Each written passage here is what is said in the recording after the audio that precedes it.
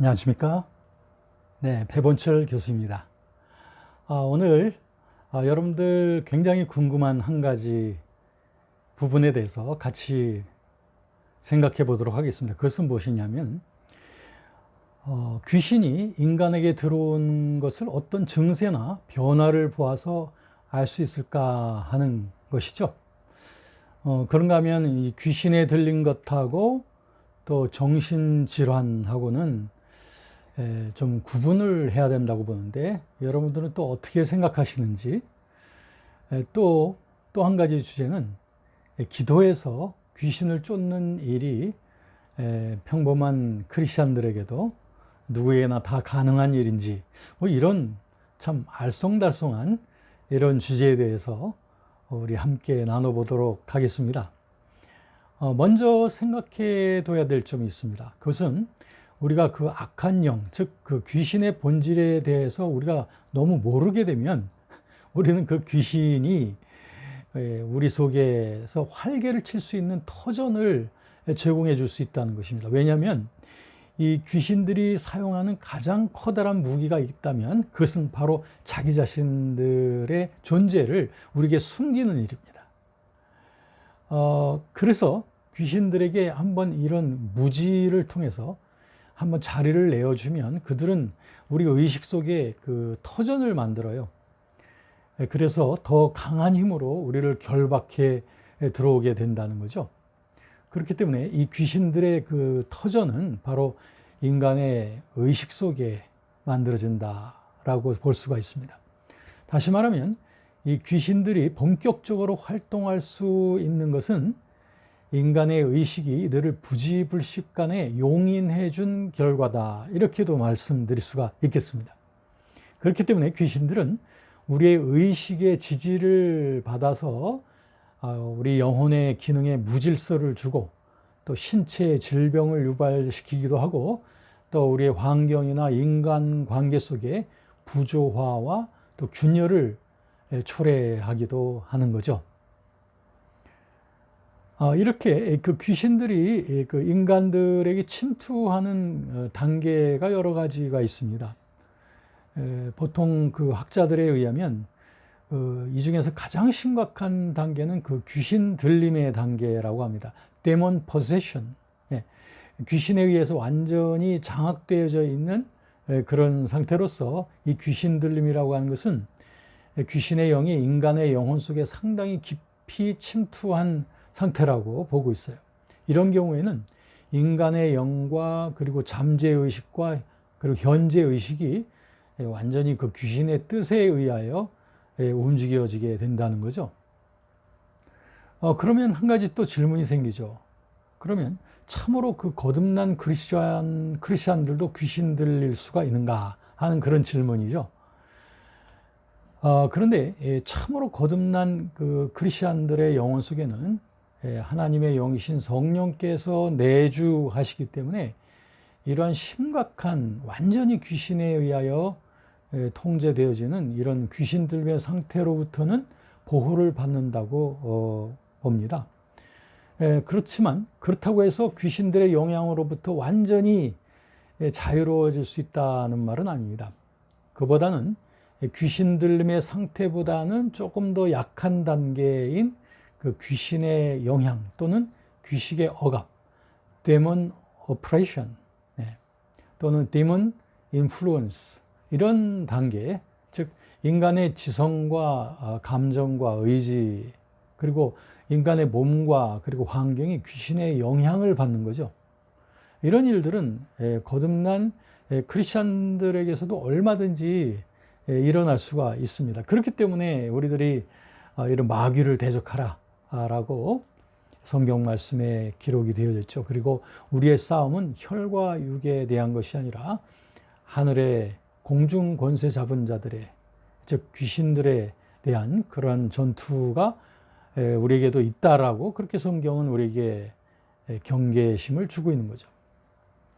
자, 그런데 요즘 기독교 의학계에서 대두되고 있는 그 문제 가운데 하나는 보통 크리스찬 의사들은 말하기를 그 정신병과 또 귀신 들림과는 서로 구별이 되어져야 마땅하다라고 이렇게 주장들을 많이 합니다.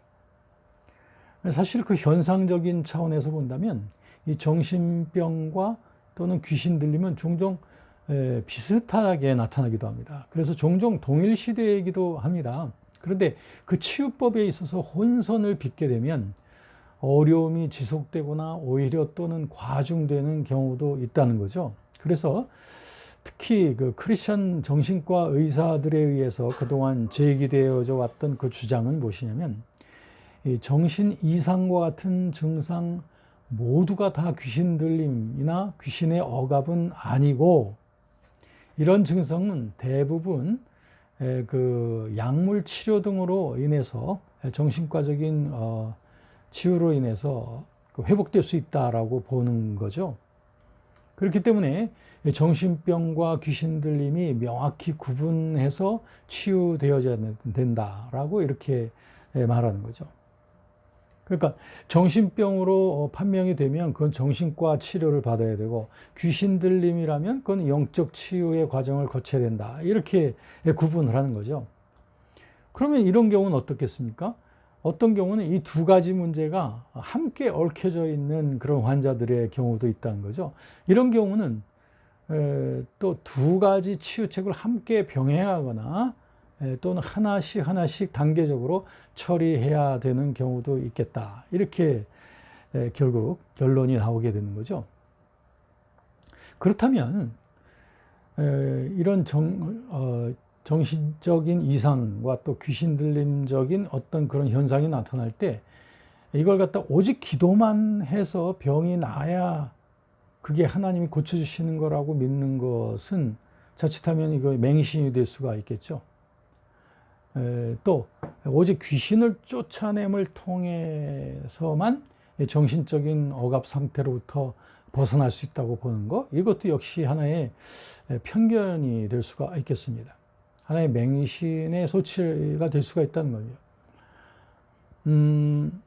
그리고 또 의학적인 검증과 치료법을 받는 것이 불신앙적인 행위라고 보는 신념은 너무 이원론적이죠. 그리고 또 복음적이지도 않습니다. 성경이 꼭 그렇게 모든 것을 기도만으로써 치유하라고 말한 것이 아니라는 거죠. 그 증세가 정말 귀신에 의한 것이라면 의학을 통해서 해결이 안 되는 경우도 또 있을 겁니다. 그렇다면 분명히 귀신에 의한 것으로 또 판명될 수도 있겠죠. 또 반대로 말한다면 한두 차례의 그 귀신 쫓는 그 축사, 엑소시즘 사역에 의해서 해결이 안 되는 경우가 있다면 이런 경우에는 어떻게 해야 되겠어요? 그럼 정신과 의사를 찾아서 상담하는 것이 또 자연스러운 일이라고 생각을 합니다. 이런 부분에 있어서 우리가 지혜롭게 하지 못하게 되면 대단히 난처한 그런 결과들이 우리에게 다가오게 되는 것을 많이 우리 주위에서 보게 됩니다. 저의 경험에 있어서 하나의 놀라운 발견은 무엇이냐면 우리가 보기에 꼭 귀신 들린 것처럼 그 행동하는 사람들 가운데는 의외로 정신질환적인 그런 그 질병을 앓고 있는 분들도 많다는 점입니다. 한 예를 들겠습니다. 전에 어떤 교회에서 굉장히 날뛰면서 이상한 헛소리를 하면서 굉장히 그 교회 내에 불안을 조성하던 어떤 청년이 있었습니다. 많은 분들이 그가 귀신 들렸다고 생각하고 그 청년을 오랫동안 붙잡아 놓고 기도를 하고 그 귀신을 쫓는 그런 기도를 했습니다. 그런데 점점 더 악화가 되는 것이었습니다. 그 청년을 이제 제가 만나게 되었어요. 그런데 저는 이제 그 청년에게서 귀신을 쫓는 기도를 하기보다는 그 청년을 마치 그 정상적인 상태라고 간주를 하면서 계속 인격적으로 대해를 해주면서 결국 그 청년의 그 내면 속에 그 아프고 또 그 문제가 일어났던 그 내면적인 그 헝클어진 부분들을 같이 상담하기 시작했습니다. 그러다 보니까 마침내 자신의 그 정신적 문제에 대해서 저의 그 지도와 안내를 잘 따르게 되었고요. 얼마 후에 그 청년이 크게 호전된 모습으로 새로운 삶을 찾게 된 그런 사례가 있습니다. 물론 이보다도 더 놀라운 것은 말이죠. 멀쩡한 사람들로 보이는 사람들 중에도 귀신의 영향을 받고 있는 사람들도 또 그런가 하면 또 대단히 많다는 거예요. 전혀 아무렇지도 않게 보이는 사람들 가운데도 귀신들이 얼마나 가깝게 영향력을 행사하고 있는지는 그 귀신들의 정체가 드러나게 되면 이제 곧 밝혀지게 됩니다. 저는 그동안의 임상적인 그런 사역을 통해서 멀쩡하게 보이는 사람이라 할지라도 그들에게서 귀신들이 또 떨어져 나가는 것을 굉장히 많이 보아왔습니다. 그래서 크리스천이라 할지라도 늘 깨어서 성령 충만하게 주님께 복종하는 삶을 살지 않으면 얼마든지 귀신의 억압이나 영향을 받는 상태에 빠질 수 있다는 것, 이것을 제가 꼭 드리고 싶은 말씀입니다. 그런데 그렇다고 해서 우리가 두려워할 필요가 없습니다. 그것은 그리스도께서 우리 모든 믿는 자들에게 귀신을 제어할 수 있는 능력을 주셨다고 선포하셨기 때문이다. 마가복음 16장 17절 말씀에 보면 믿는 자들에게는 이런 표적이 따르니 곧 저희가 내 이름으로 귀신을 쫓아낸다. 이렇게 주님께서 약속하셨습니다. 그리고 그 능력의 근원은 우리의 힘이 아니라 우리 안에 거하시는 그 그리스도의 능력입니다. 우리가 귀신의 정체를 바로 알아서 올바른 의식을 우리가 갖게 되면 귀신들은 더 이상 터전을 마련할 수 없게 되는 겁니다. 그러므로 우리가 담대하게 예수 그리스도의 그 복음의 능력을 선포할 때 귀신들의 영향은 우리의 의식과 삶에 아무런 힘도 행사하지 못하고 사라지게 되는 거죠. 자, 여러분, 그러므로 매우 중요한 것은 이것입니다. 이것이 귀신에 의한 것인지 아니면 정신병적인 것인지 그 현상적인 것을 보고 우리가 판별하지 못할 때 우리들은 그 하나님 앞에 그 주님의 그 지혜로우신 그 인도하심을 구할 필요가 있습니다. 때로는 우리가 기도로서 되어지지 아니하는 것이 우리가 정신과적인 치료를 통해서 호전되어질 수 있는 것이고, 또 어떤 경우에는 정신과적인 치료를 통해서 되지 않는 것이 우리의 상담과 또 기도를 통해서 그것이 호전이 되거나 또 회복되어질 수 있습니다.